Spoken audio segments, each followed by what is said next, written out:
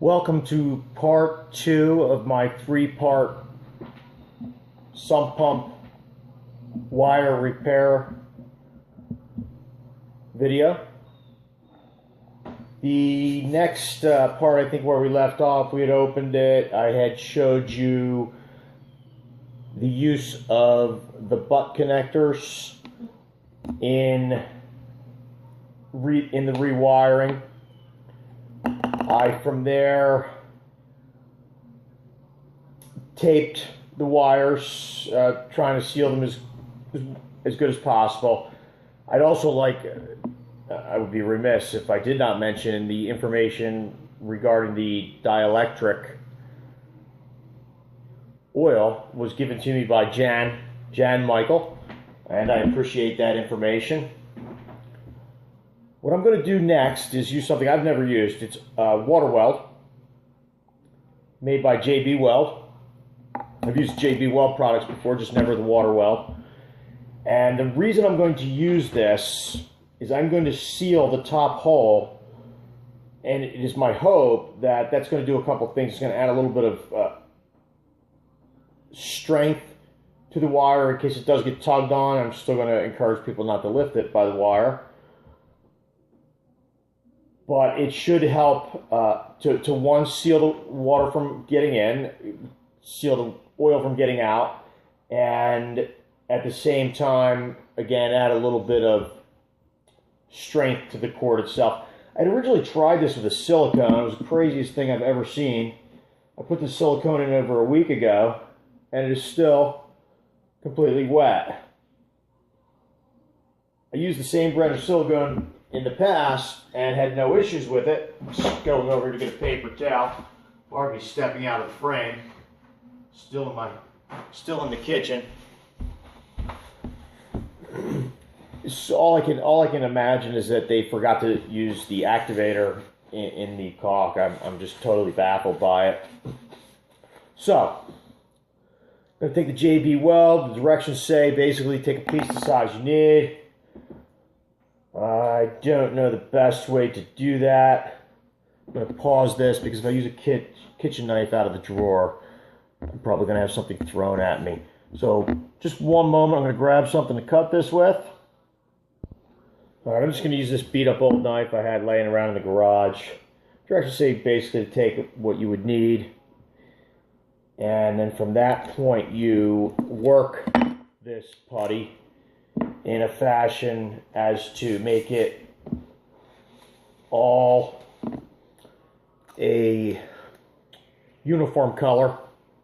The activator's in the putty, so as you're moving it around in your hands, the color will start to change a little bit. There's some gray in there, and that gray, you got to mix it all through. Well, it should take a minute or so, maybe less. I'm not working with a whole bunch here. And I think it's starting to look like a pretty uniform color. Don't know if you're going to be able to see it on this camera in this light. Don't have my GoPro out right now.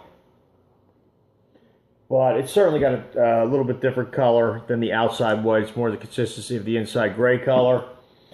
And from this point, what I'm going to do is I'm actually going to fasten this back down.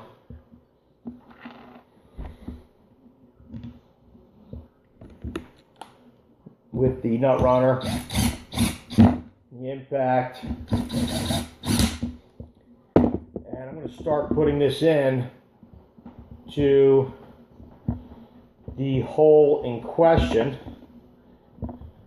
that I would like waterproofed.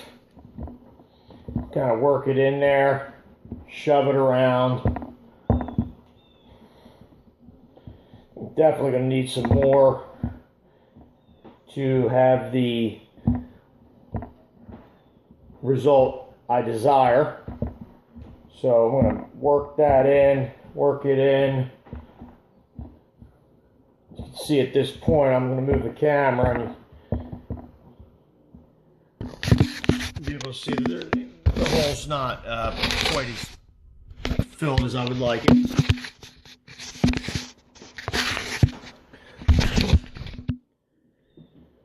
In addition to being in my wife's kitchen, I have the camera being held up by a set of new sheets that I think should get upset.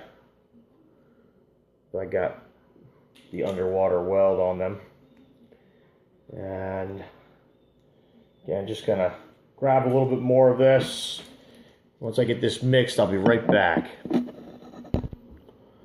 have the remainder of the underwater weld ready to use. So I'm just gonna continue to pack it in there best I can.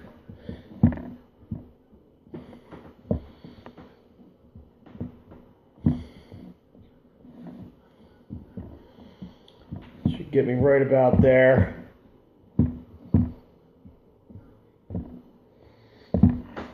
Force it in.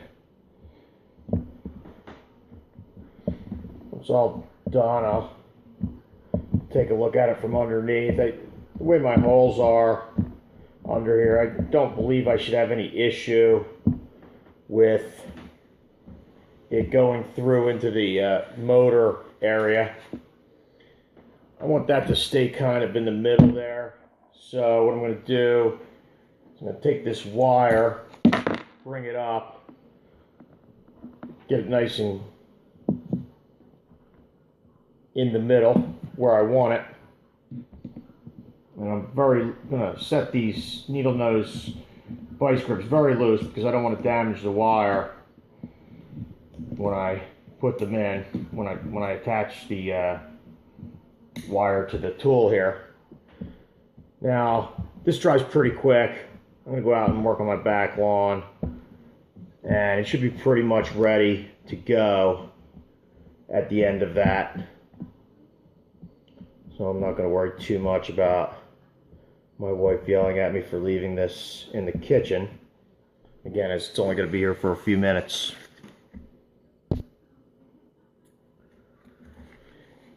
And I think that's pretty much it. I'm going to put these other two screws down when I get back in. My impact is otherwise occupied.